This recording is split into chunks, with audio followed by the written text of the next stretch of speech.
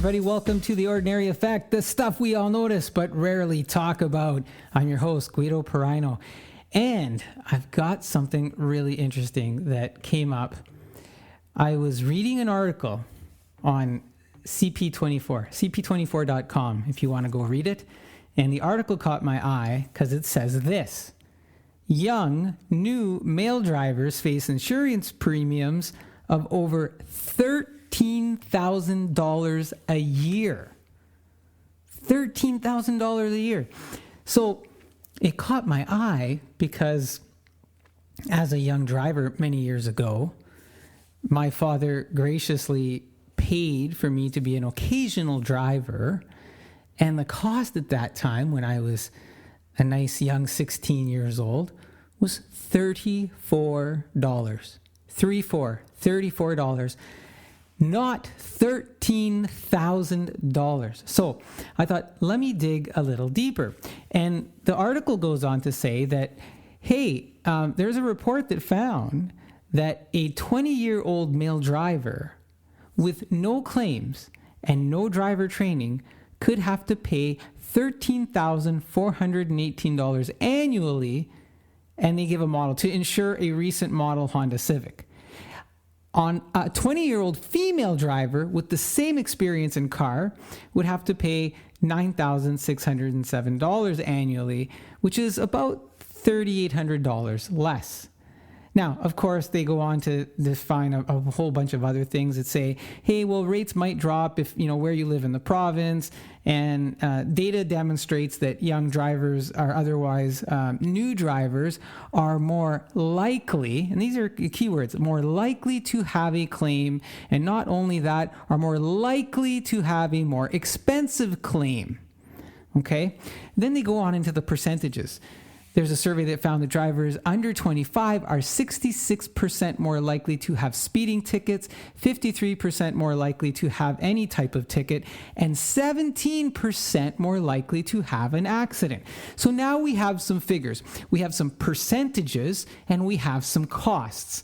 So the insurance company is looking at the percentage of the likelihood that you may get a certain type of speeding ticket or that you might have an accident. And we have the 17%.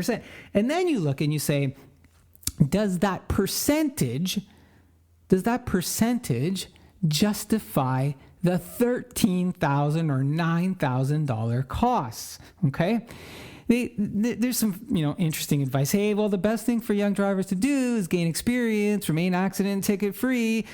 Okay, that may be true, but do we have to, charge young drivers that amount of money in the meantime? Okay. As I reflect on this reminds me of a situation back in, if you can believe, elementary school. And maybe you can relate to this.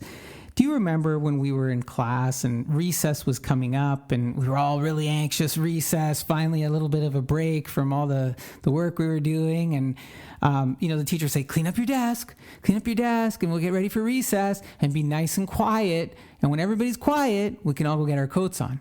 And then there was always maybe one, maybe two students in the class that were giggling or couldn't stay quiet, couldn't fold their hands tight enough.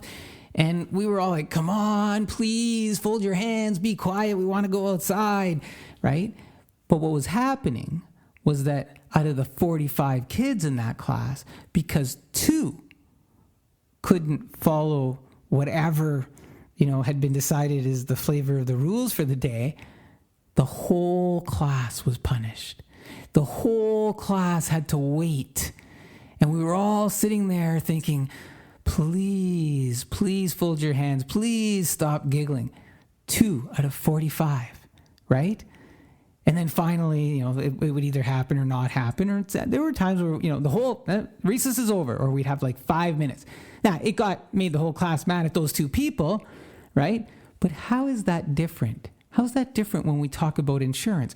Aren't we not punishing ahead of time a larger pool of kids, of young adults, for what might happen, what two people might do, right? So drivers under 25 are 17% more likely to have an accident, but they are not 100% likely. So the insurance says, well, let's do a baseline. We need a baseline, right? Look at most young drivers will not crash each year. They won't, okay?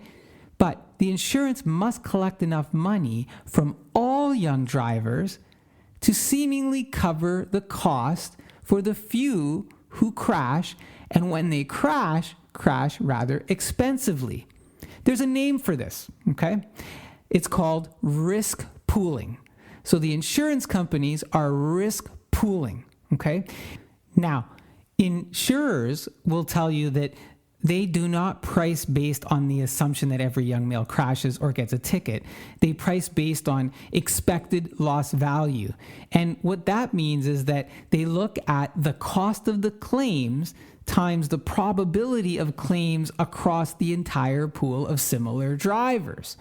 But look, on average, we know, or we're told, males have more severe collisions.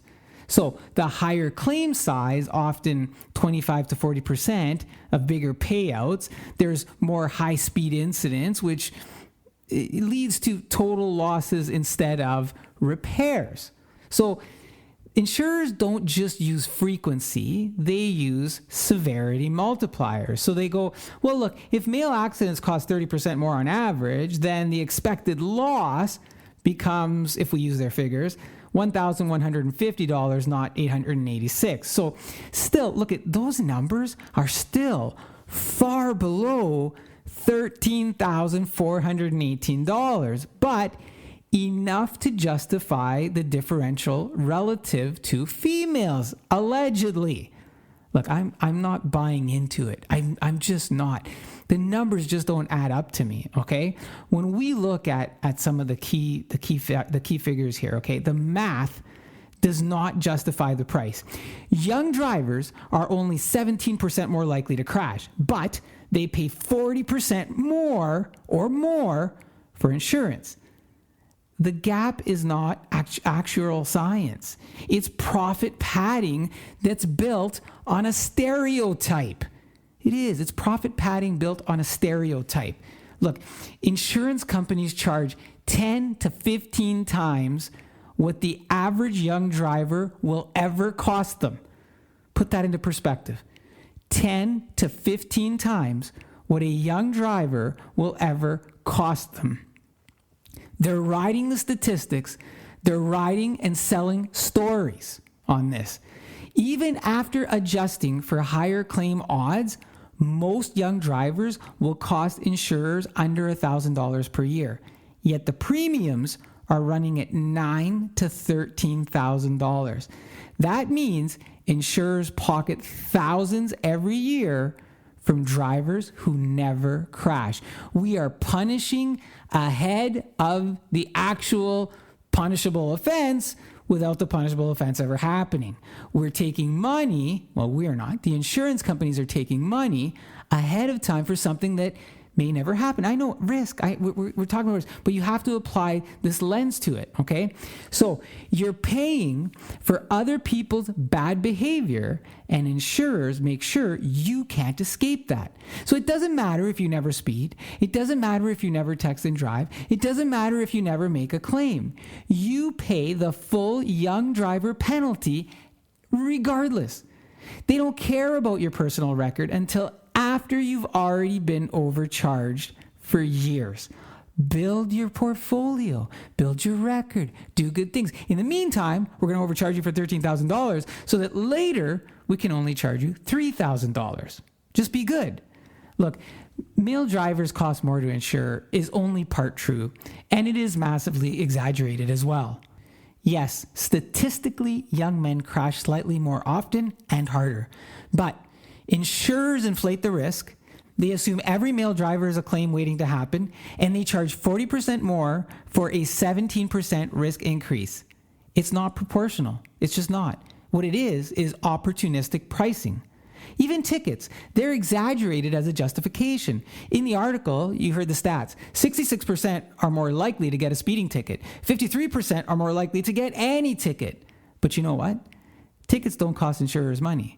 Claims cost insurers money.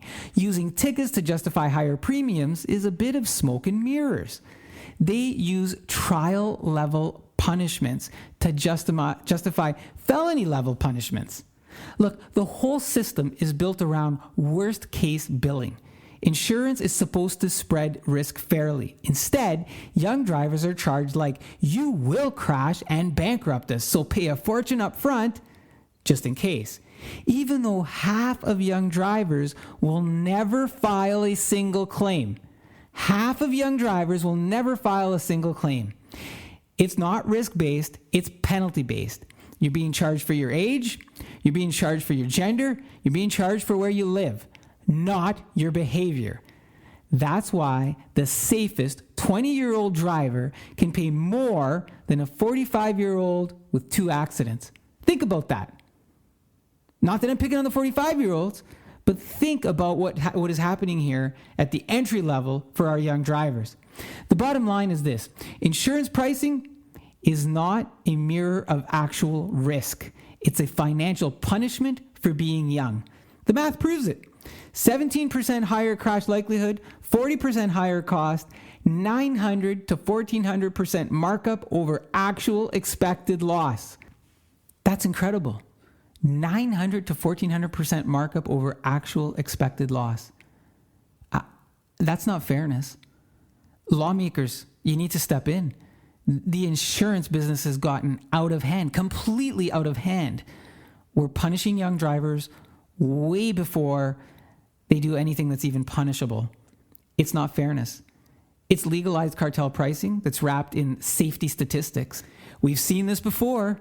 The automated speed enforcement cameras, and we've seen it's not always just about safety. It's about filling the coffers with money, and that's what's going on here. The insurance companies are unnecessarily filling the coffers with money at the expense of our young drivers.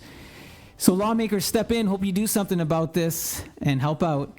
That is The Ordinary Effect. Thank you for listening. If you're enjoying it, please subscribe so you can be with us long term and get notified. Take care, folks.